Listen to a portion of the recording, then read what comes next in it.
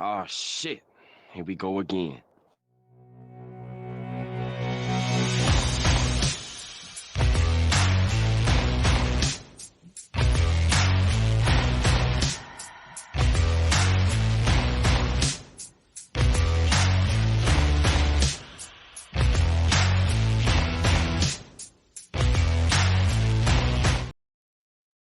Hello and welcome out to this week's episode of Outbreak Gamers. I'm your host, WEBDAVE, David Anthony, big guy in the chair, whatever you can call me, it's fine.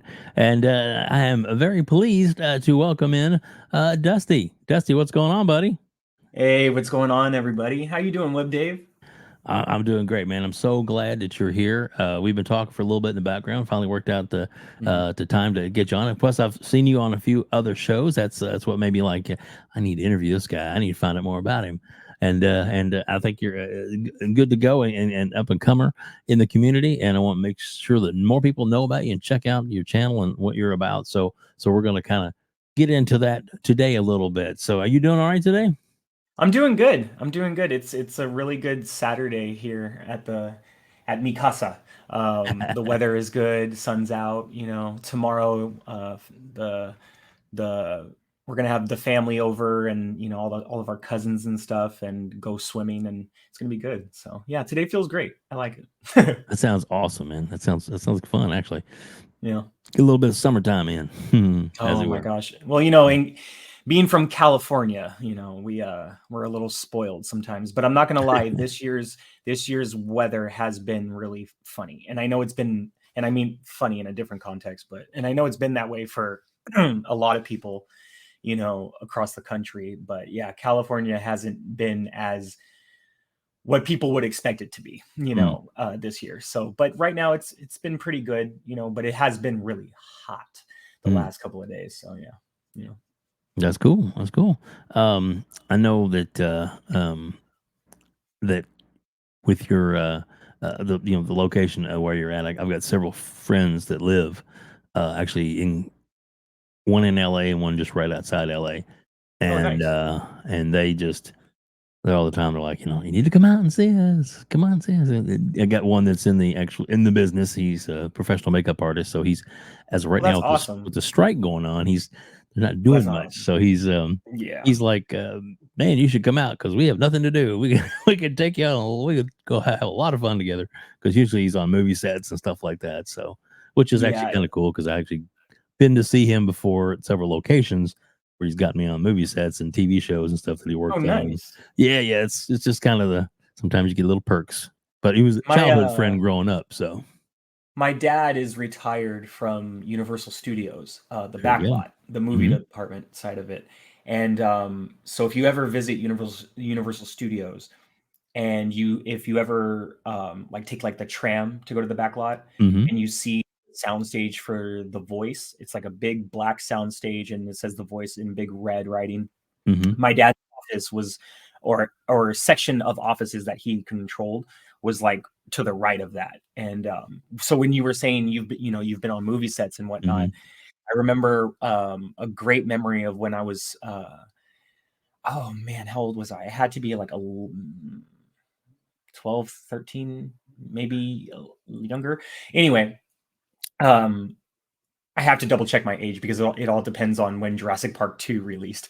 So for those of you that don't know, my dad actually did the sound production work for the Jurassic Park movies, the original movies. Nice. And so when you watch the original first movie, when you listen to the foreground and the background, my dad is the one who is controlling all of that to make sure everything makes sense, it's balanced, it sounds realistic to you as the viewer.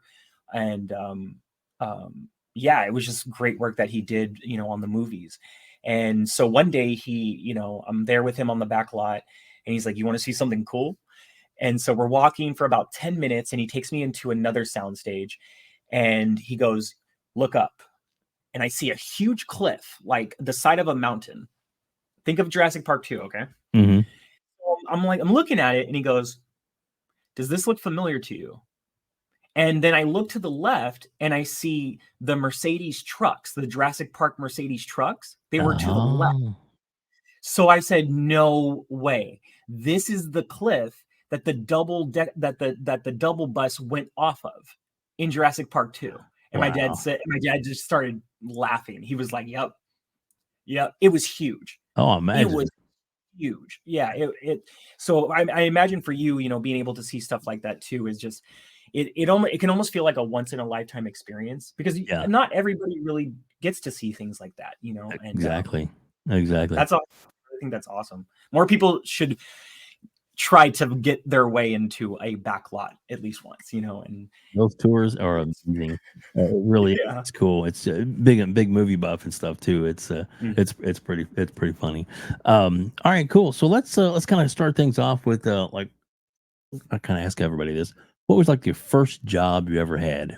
And it can, whatever you can think of. So I kind of have two in a sense. Go ahead. And that's because for people watching, my other life is being a professional dancer and choreographer, and longtime freestyler. So when my sister and I were young, my parents are musicians, and my mom's a singer and a keyboardist, and my dad plays guitar, bass guitar, and he can play drums. And they used to have a band. That's how they first met when they were young. It was called Silky and the Law. And, like my mom had like the rocker hair, like the black wig on with like the leather long trench coat and the boots and everything. And my dad had, my mom is a beautiful Black woman, and my dad is, as I like prefer to say, very Windex clear, because my dad is very much the white man in the family. And that's where my last name comes from, Goldstein. So it's, so for them being musicians later in life, they decided they wanted to do local performances again, because my mom and dad had recorded a new album in our house. Me and my sister would just watch them do it all the time. And when it came to finally putting on shows locally, my parents had asked me and my sister, because we were both growing up as, being dancers on our own, to, try to choreograph some routines to some of the songs, and to even come up with a routine in the middle of the show so my mom could do a wardrobe change, because she needed about like 5 minutes. And the song we would always do was It Takes Two, which I thought was cute because it's me and my sister, but I guess you could say that was the first time I was on a dance job, in a sense. And that was the first taste I got. And I had to be maybe 8 or 9 years old. And that was the first taste I got of choreographing something myself with my sister. And then it was also the first time that I would do freestyle solos on stage, which would later in life become a staple of mine as a performer. So, yeah, that was a great first job. But my first 9 to 5 was probably when I was 16. I was working at a hip hop clothing shop in the city I grew up in, out in Cali. And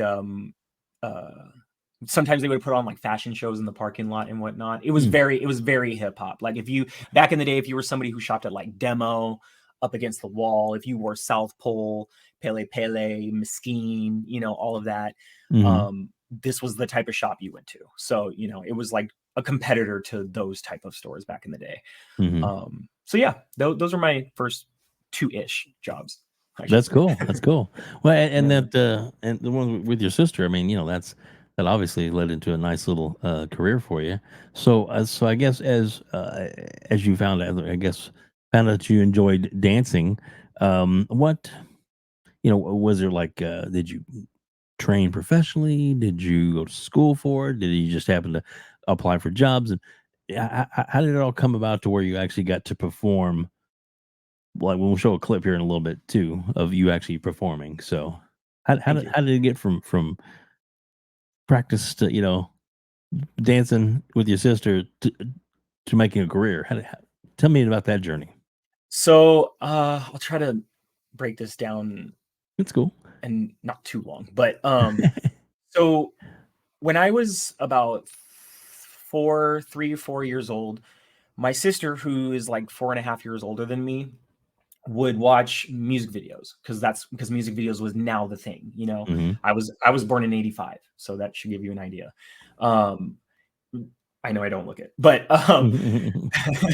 but I would always watch her watch music videos. And my sister would try to dance like Janet Jackson, Michael Jackson, Paula Abdul, like pretty much the 3 heavy hitters that were dancing on your TV screen that made you want to get up and be like, I got to do this too.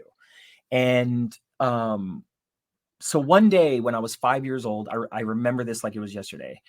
My sister's watching Michael Jackson Thriller, and I'm dancing with the music video. I'm no longer watching my sister. And all of a sudden I hear my mom say to my sister, "Oh my God, look, he's actually dancing." Because before then I would just, do what cute kids do, when they're trying, and we all just say, "Yay, you're dancing." But, as a trained professional, no, you're not, Right. but we don't say that, obviously. Right. I would never say that to a little kid. I will always be like, yeah, keep going, and at the same time, if you're having fun, who cares, right? Like if you're having fun, just have fun. Like that's what it's all about, but being a little kid, I have to be realistic. I was not on beat. Nothing I was doing was making any sort of sense because my sister would always tease me, And one day when I was 5, my mom said to my sister, "He's actually dancing," and it just triggered in me. It clicked. That because I wanted to be good at dancing. I didn't like that my sister teased me about it. I didn't like that my mom would, I'd be like, "Oh, it's so cute," like I wanted to be taken seriously. And even at the age of 5, at 4, I wanted to be good at that. It's just I watched Michael and Janet and Paula and was like, I want to do what they're doing, just like how they're doing it. And so ever since then, I just never looked back. So when it comes to my professional training, I started out teaching myself. And that was until the age of 16, where I started taking classes in LA at the old and famed and much missed original Millennium Dance Complex in Los Angeles. And there was a big, huge studio that used to be called the Dome. And I would go there and I would take class. And that was how I started to get my name out. That was how, and I wasn't, for those of, I don't mind saying my name because I am on YouTube as my name, you know what I mean? So like, that's my stage name. But I didn't go by JP Goldstein yet. I was still just John, like John, by the way. My parents named me after John Lennon. Little fun fact. Cool. Oh, and another fun fact. The reason why I go by JP is actually to pay homage to my father for working on Jurassic Park. So whenever I introduce myself to people, I say, "Oh, my name's JP." But sometimes it sounds like Jamie, I guess. So I say JP like Jurassic Park. And then they're like, "Jurassic Park?" And I'm like, "Yeah." And then they remember it. But they don't realize I do it because what my dad did is what propelled me to believe I could do what I had done. If that makes sense. So it's just a constant reminder for myself. But that's how I started to make a name for myself, or make a face for myself, if you will. And then I just kept dancing, kept going to parties, clubs. I was going to all age clubs back in the days. If anybody's familiar with Strawberry Sundays, oh my God, I can't believe I just said that. That was a really old all age club, and only the real ones know about it. And then when I finally turned like 18, and actually, sorry, right before I turned 18, I was a senior in high school. So my birthday is in November. And once I turned 18 in November, it's 2003, right? I graduated 04. I'm only one of 2 people that are 18 as a senior. And I'm only one of 2 people that graduated 18 as a senior, at least to my knowledge. So the other person who was 18 was a girl I grew up with. She didn't go out to parties. I did. So as soon as I turned 18, I asked my mom, "Can I go to the club?" I met some friends, and they wanted to take me out to this club that's near Disneyland. It was called The Boogie. Legendary spot from back in the day. man, I destroyed so many people on the dance floor. I'm sorry, I had to say that. Anyway, so that's how that started. And the people that I had met, or it was high school friends that wanted to take me. Then that night that we went, I met some friends, and if you're familiar with the dance style crump, they were an up and coming crew that was getting into crump dance. And crump is spelled KRUMP. And next thing I know, it was probably New Year's Eve. I ended up spending New Year's Eve with these new friends that I made. And then I met another friend. She said that she was the director of an all-age hip-hop dance team called Urban Youth. So I went to the audition for that, senior in high school, figure why not? It'll at least, my sister used to dance for a collegiate team called Team Millennia. I knew that's where I was going to go once I was ready to join collegiate level competition, right? So I joined this team. We did competitions. They really taught me a lot, and I loved those people. Like, they were my family, each and every one of them, from the crump crew to the dance team, to the other crews that we all hung out with back in those days. I absolutely loved each and every one of those people because it shaped me to be the dancer that everyone knows today. So once I left the all-age dance team, I took maybe about half a year off. And then finally, summer of 2005, I joined a dance camp called Summer Intensive 2, hosted by Team Millennia. And then later at the end of the summer, I would audition for this team, and it would be the first team I would compete collegiately for. I would only spent 1 year with this team. I would then go dance for, and mind you, I was spending a lot of time advancing myself as a dancer. So at 18, I'm on an all-age team. A year and a half later, I finally joined my first collegiate team. And then 1 year later, I joined my first exhibition professional team. Wow, that's awesome. While I did that, the same day that I auditioned for the collegiate team, Team Millennia, I also auditioned in Hollywood for an agency that shall not be named because it doesn't need to be. But I ended up making the team and the agency in Hollywood on the same day. So not only did I now have my foot in the door in the dance community, I now had my foot in the door in the dance industry. And that was my goal. That was my mission, because I didn't want to just be a part of one sector. I wanted to be a part of the dance world. But I knew in order to do that, I needed to make myself known to everybody.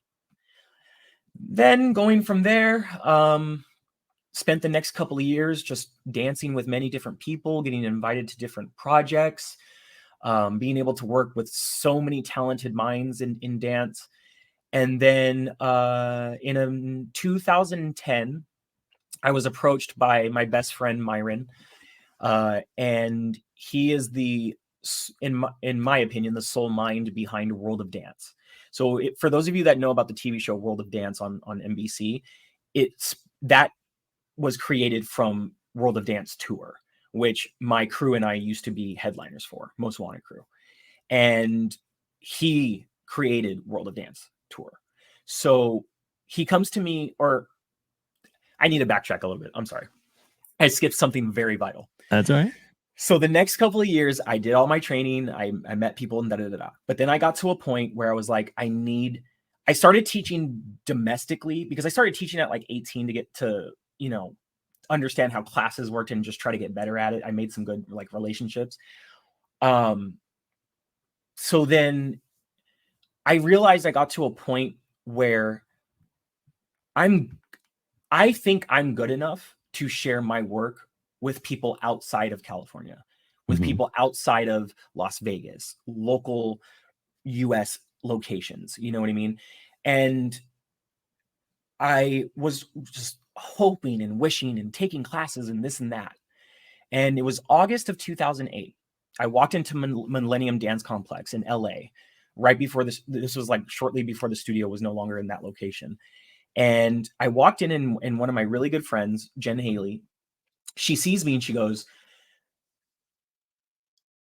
"Wait, you're perfect." And I'm like, "What are you talking about?" And she goes, "I have a job for you internationally, but it's for 8 months. And I'm like, well, I've been hoping for this. What is it? Nice. And she said, you would be teaching the top artists, training them. You would be putting a new boy band together, and you would be teaching classes all over China. Within the span of 2 weeks, I got my passport, my visa, and I was out.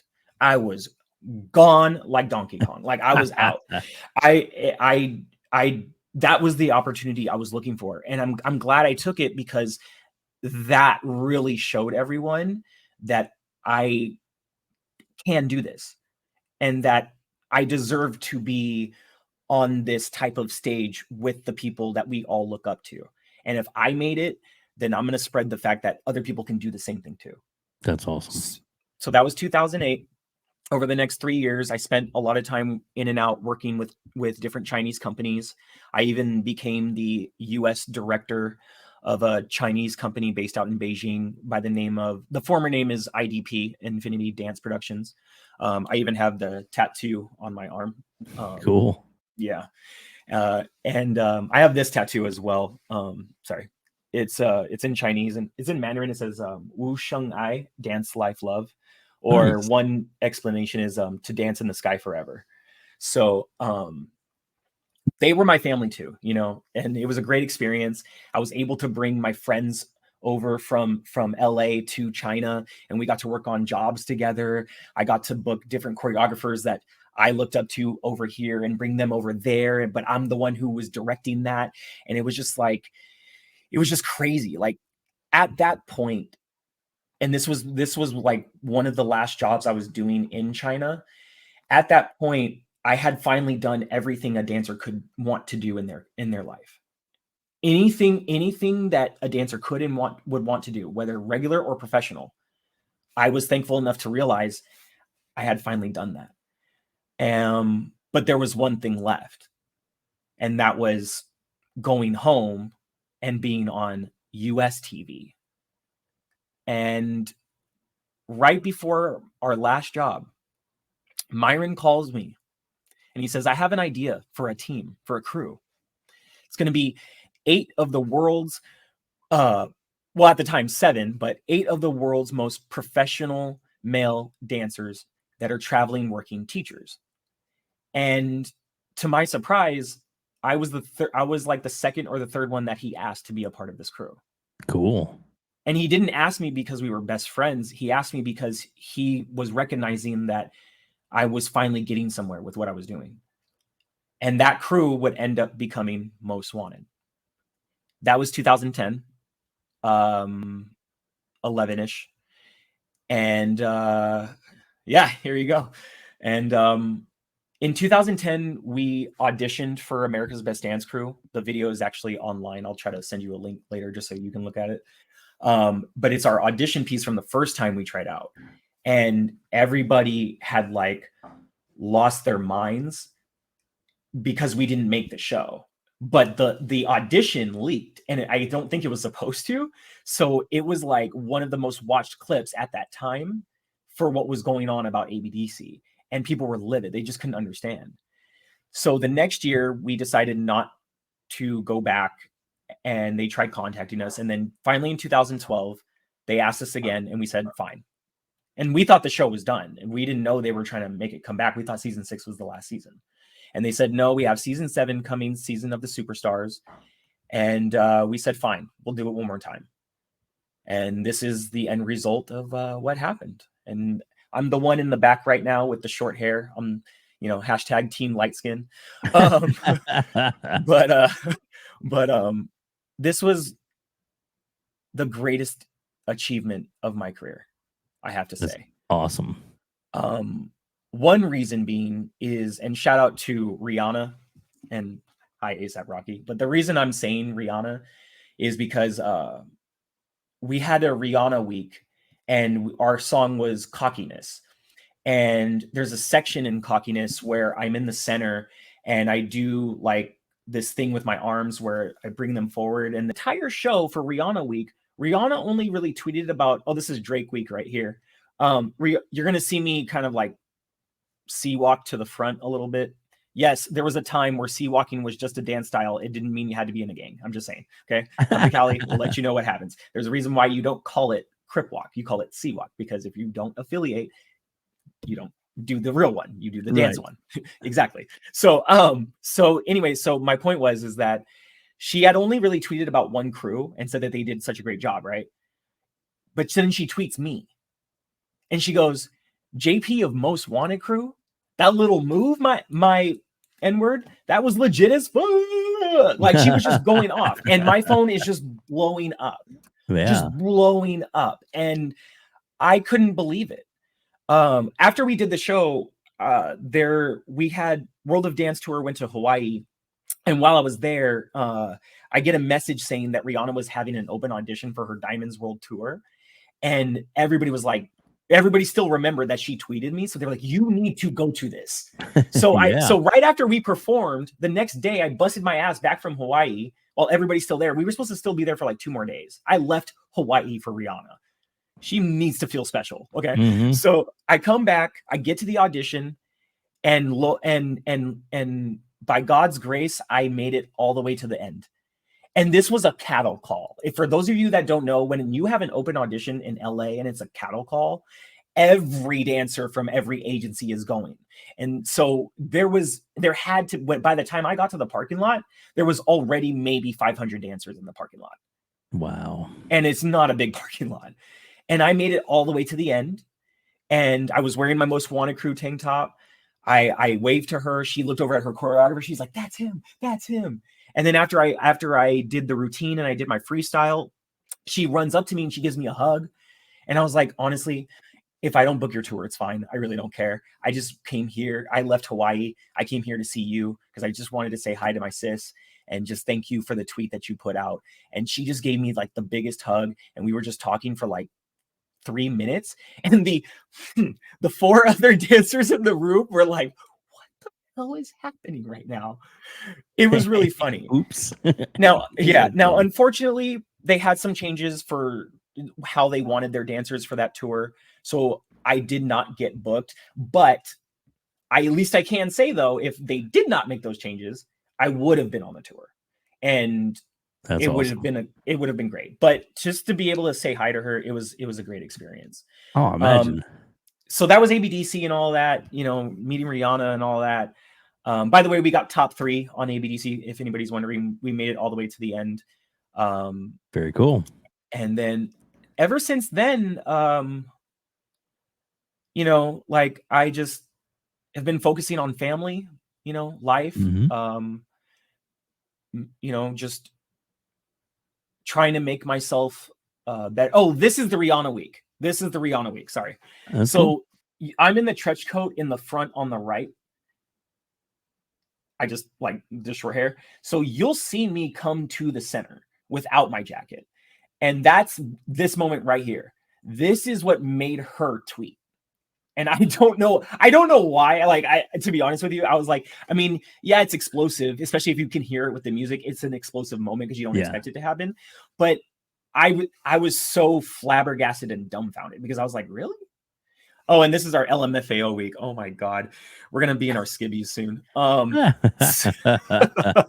worry. I don't think you'll get demonetized. Yeah. It's regular television. That's cool. There we go. And the reason I can't play the audio obviously is because of copyright infringement. So we won't play the audio, but we can definitely, check it out. And, seeing you dance is the best part. So that's awesome. And you might see my nipples soon. Let's not talk about that. Alrighty then. Yeah. So anyway.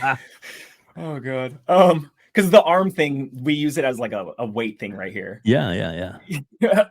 So yeah, ever since then, I had my daughter in 2013, and then I met my fiance later on in 2015, and she has 2 girls. All 3 of them are just absolutely beautiful, and are skivvies. Oh my God. And if you remember Zoolander, the part where they do the underwear battle where he takes out the underwear from his pants, that was what that ending was supposed to be. So, that's funny. Yeah. So yeah, that's just pretty much my dance I know that was long. I apologize, No, but no, that was no. That's what it's here. It's conversational, man. We want to get to know you. that's my dance story in a nutshell. There's so many other things I could talk about, so many other experiences. Like I got to visit Poland. That was awesome. Wow. You know, seeing Beijing during wintertime is one of the most beautiful things ever. I just, you know, I am thankful for what I have been able to do. And I just hope others out there believe that they can do it too. Right. You know, when I talk about my travels and my journeys, you know, it's not to boast, but just to share my stories, right? Right. And then some people will say, "Oh, must be nice," and they try to mean it positively, but Yeah. you know, the phrase "must be nice" is just you really saying, like, "I wish I could do that too," and then you're just kind of like putting the idea down because you A don't little think you snarky. can for Yeah. some reason. Yeah. Yeah, you know, my thing is like I got to travel for free because I believed in myself Mm-hmm. doing what I love. Yes. And don't get me wrong, there was plenty of times I had to pay my way or I had to pay for half. There were times I didn't get paid on jobs.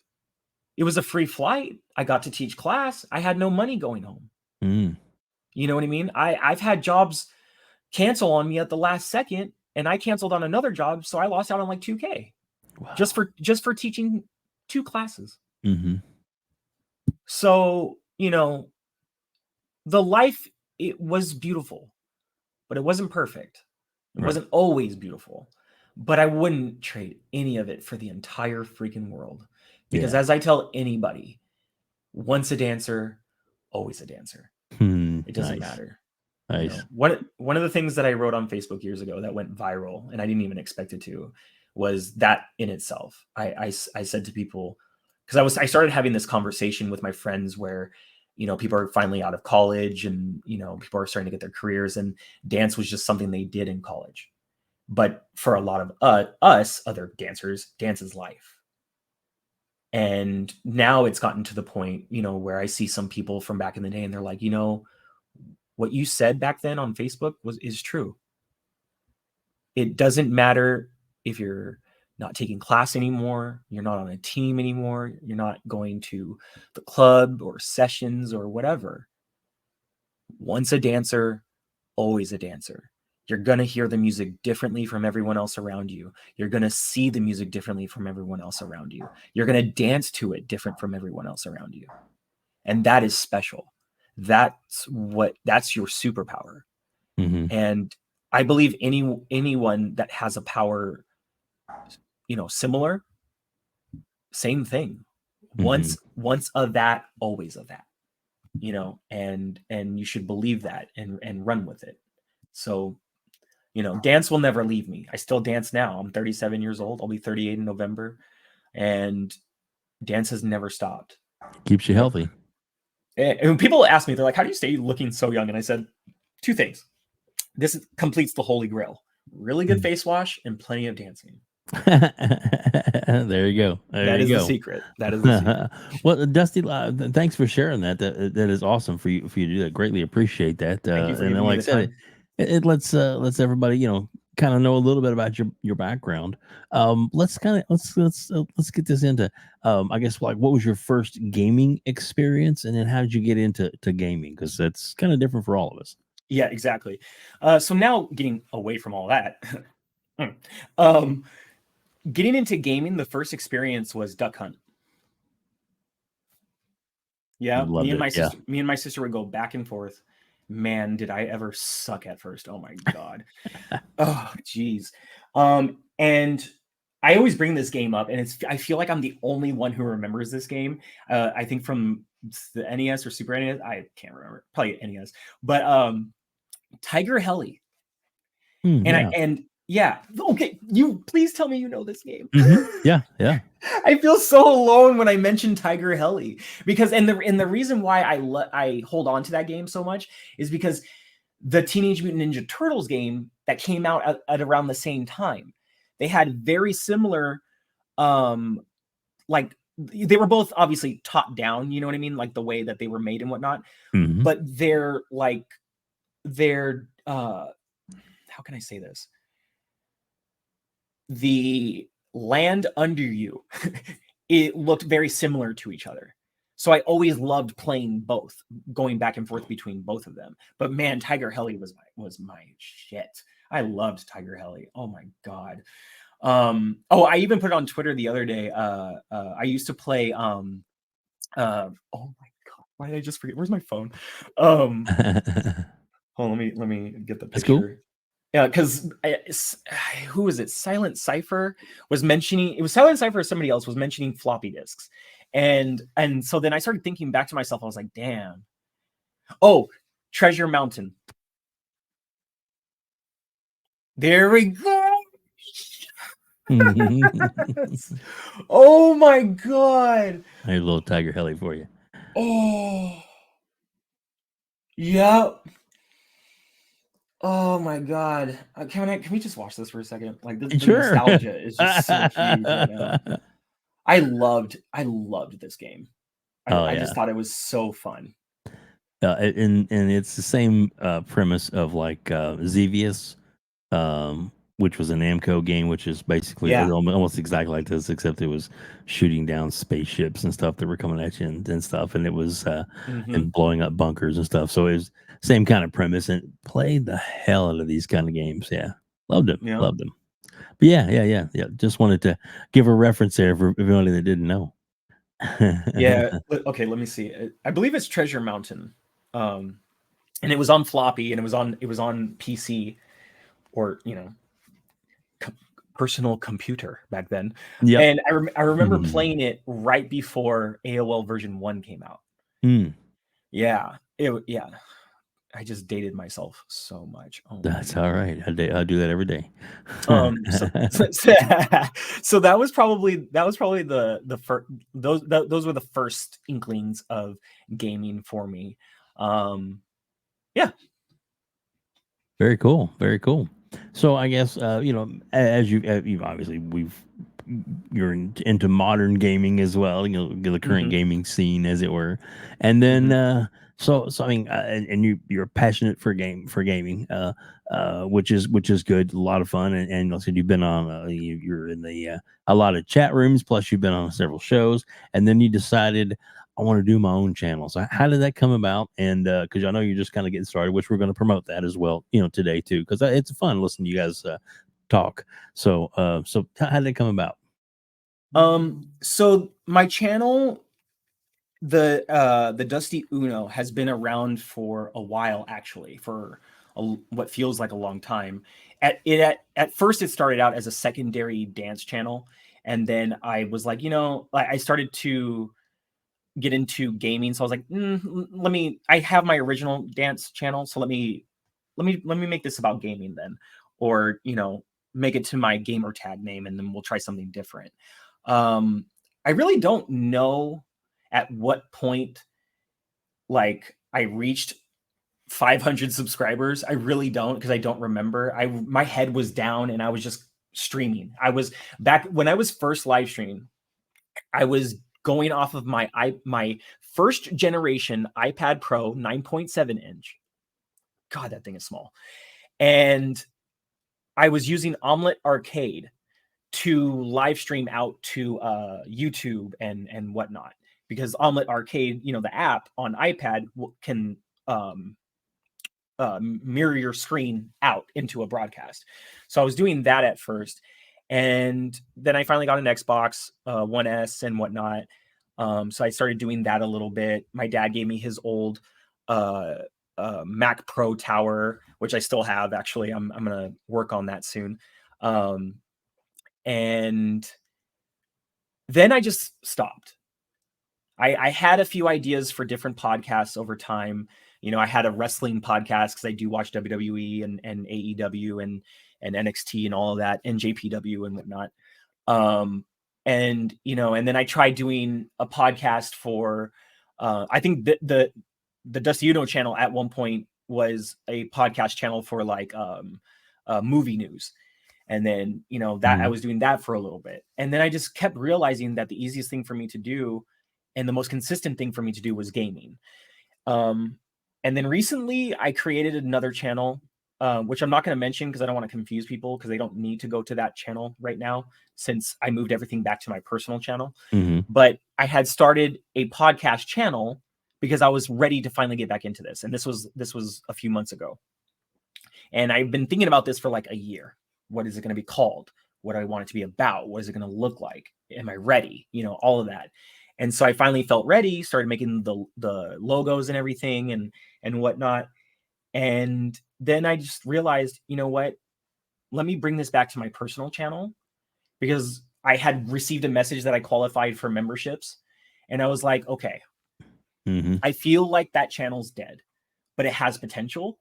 And the smarter thing right now, while I'm making these new connections, I'm meeting these new people, I'm getting in on these new conversations about gaming with the people I've been wanting to get into conversations with. So I hit up Silent Cypher. I asked him, would this be a smart idea? He agreed. And I think even right before he agreed, I already started changing everything over back to my personal channel. So it is small. It feels good to be at, I think I'm at 565 now. Thank you so much to everybody that just recently subscribed, like you, WEBDAVE, and Retri and Silent and everybody else. It means the world. And I mean that because you all know how hard it is to do YouTube. Oh, yes. Mentally. I would say mentally more than physically, I'll be honest. And so, yeah, my channel has been around, but realistically, to everyone's eyes, not really. And I'm hoping that this exposure can help grow it. I thank you so much for bringing me here. It really blew my mind when you hit me. It honestly did. And, everybody says getting to 1K is like that first really big hump. And I'm, a little over halfway there. So I have a podcast that seems to be working. I'm having great guests on the show. I need to get you on the show. Yes. I think I said, I don't know if I said this in the beginning of the interview, or if I said this before we started.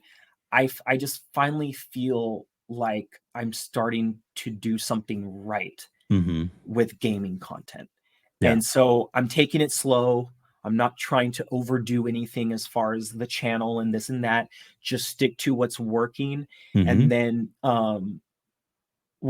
because I'm using OBS and Discord right now for the show, making alterations and changes over time. Like, I already know what I want to do. Sure. I'm just not rushing to do it because I know myself, and I'll feel it'll all become messy. Right. Like, it looks great here, but I need to do one layer at a time. So that's the best way to do it. So you don't get yourself confused and you don't get yourself cluttered. And you can always add and you can always take away. But I mean, even people that have been doing it for years, like I guess it was like a year ago, and Dealer had been doing his podcast forever. Staple looked the same way and everything, but it was comfortable because everybody knew it. And then he was like, changed it up, changed the color scheme, the whole layout, and it looks great. Yeah. And so even the big ones, as it were, know how it's a brand, and sometimes you just gotta tweak it and refresh it and keep it up to date and current. And it's all part of growing, man. It's awesome. It is very rare for someone to create a logo or a name to where it's just timeless. Right. It is very rare. Yep. And so I've always loved when content creators updated their channels and whatnot over time, but never were super overblown about it.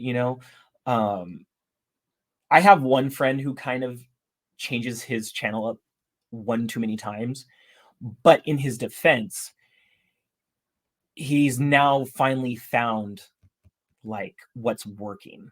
And I'm very proud of him. Like, not everybody can do that. If I saw another person like constantly changing their channel, I'd be like, I'm never investing in this ever. But with him, he's very much like me. He refuses to give up. He knows he can be good at this, and he is good at this. And so, he does gameplays, like live gameplays, but he's, shout out to Vet. I think he goes by Cozy Mountain Gaming now. Cool. He's good dude, and I met him through Stadia, when Stadia was around. Big cloud gamer over here, even though I've got PC and console.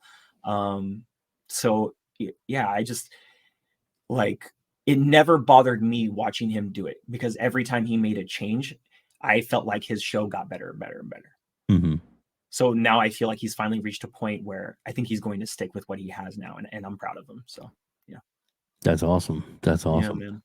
So But I'm proud of you though. You've really been building your brand. Like, when I remember when I first was hearing, listening to you, I didn't know how to find you on YouTube. I was so dumb at the moment. And so it took me forever. And then finally somebody shared a link and I was like, oh, finally. yeah, And I was super happy because I like your outlook on gaming, but I also really appreciate like your vibe and your energy. Mhm. And that's something I look for when wanting to connect with others. Is it's not just what you talk about or how you talk about it, but the energy that you keep around you.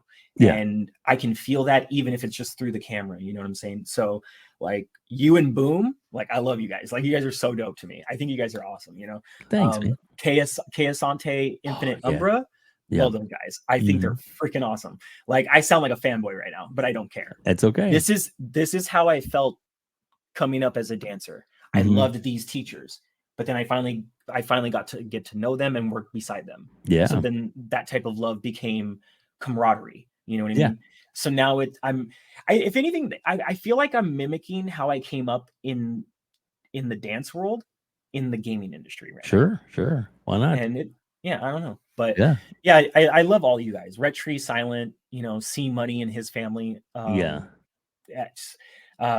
else? Oh God, why is it not coming to me? There's too many names to mention. Trust me, I get Xbox International. Yeah. So there's so many people. There really is so many people. There really is. Iron Lords, all of you guys. Like it started with Boom, and then that's how I found all of you. And all of you have inspired me to go forward with GWAVE. Yeah. That's why I'm here, because you guys. So. Welcome to the community. Hey, there you go. Well, Dusty's links and everything are going to be in the description below, as well as I'll also share the link to the dance video that we played earlier. So that way, if anybody else wants to see more of that, they can, and they listen to the audio of it, which it actually does make it even better when you can, because it's amazing the work you do to the music. But like I said, can't share it here, unfortunately. That's the way copyright infringement works. Hey, the way love goes. Exactly. Well, as we start to wrap things up, I do want to ask you, I guess, a question that I ask everybody, almost everybody. What is the game that you are most looking forward to? Okay, that isn't out yet, and it's something everybody knows about, but hasn't been released yet. And it can be way off, or it can be certain, huh? Replaced. Replaced. Where the hell is replaced? Okay, look, we don't even got to say Starfield. That's default. All right, we are all waiting for Starfield right now. Okay, let's be honest. Even PlayStation people are waiting for Starfield. Yes, anyway, they are. So it's funny, but replaced. I need to try that game. And there's been nothing said about it ever since it got delayed, which is fine because we know how Xbox and their studios operate. But God, like a 2D side-scrolling Cyberpunk 2077 like game, I need that. Give it to me, please. You know, I can't wait for Replaced. Outside of, but I guess that would be my indie game. Another game that I cannot wait for. God, it's so hard to think because Starfield is just on my mind every day. That's a good one. Oh, Forza Motorsport. There you go. Yeah, that's a big one for me because I've been wanting to get into a new competitive racer. You have Horizon 5, that's fun racer. Right. And then Motorsport competitive racer, so I'm cannot wait. Hellblade 2, but the wife and I are we were starting Hellblade 1 and we didn't go back to it because we got really busy and we just keep forgetting to do it again. But my wife mentioned the other day that she wants to restart it. So Yeah. we're gonna play it together because she likes it when I play, but she likes watching it as a movie. And when Right. the first like not even 10 minutes, maybe like first 2 minutes of Hellblade, she was sold. She was like, "Oh my god!" Yeah, it's Like, pretty yeah, awesome. I was like, and then I showed her the Hellblade 2 teaser trailer that they released, and I was like, okay, watch this, and then I'll explain to you how they did it after. And she watched it, and she was like, but I didn't tell her, because they turn the lights on, and you can see the phone in front of her with the helmet and everything. My wife was like, "Are you kidding me? What?" And I was like, "Yeah, this is where we've come with technology. Yeah. It's bananas." What about you? What are you looking forward to, bro? Starfield is definitely the next big thing that I'm looking Yeah. forward to. I plan on spending a lot of time with that, so it's gonna be good. It's but there's a lot of games coming out that I want to get my teeth into, but that's Starfield, and I'll be in on that for quite a while. I Well, started. Dusty, go Oh, ahead. I'm Go sorry. ahead. No, No, I no. was just gonna say. I started rewatching The Expanse Mm-hmm. on Amazon Prime. To get ready for Starfield. Nice. So Nice. if anybody wants to get in that Starfield mode, I highly recommend watching The Expanse. It's a great There you show. go. There you And go. watch Foundation on Apple TV. Yeah, or watch the original Alien. Yes. That That is very true. Actually, that is very true. You are correct, sir. Goodness, Dusty, thank you so much for being on today, man. It has been a pleasure getting to know more about you and to getting the insight for everybody else to get to know you. And I definitely recommend that everybody, which it'll be in the description below, make sure that you go to your channel, subscribe to your channel. Not only that, but make sure you hit the bell icon so that you make sure that every time he goes live, you'll be able to check it out. And of course, you can always watch the replays as well too. And he's got a nice little collection started, and he's going to keep growing his channel, and we're going to help him get there. And hopefully, everybody else will get to get to know you better as well too. So, Dusty, thank you so much. Tell everybody where they can reach out to you. You can find me. You can find me on Twitter, Threads, YouTube at the Dusty Uno, because you can do that on YouTube now. You just need the at. Makes it simple. But just like WebDave said, link will be in the description. And for those of you that become subscribers, and to those of you that have subscribed, love all around. And yeah, that's pretty much it. I mean, I do have Instagram for the Dusty Uno, but I don't really use my Instagram. But if you do want to follow me on there, you can, and send me a message, I guess. I'll try and get all those links in there too. Yeah, so Twitter, Threads, Instagram, YouTube at the Dusty Uno. Fantastic. Dusty, thank you again for being here. And thanks to everybody else for joining us here at Outbreak Gamers.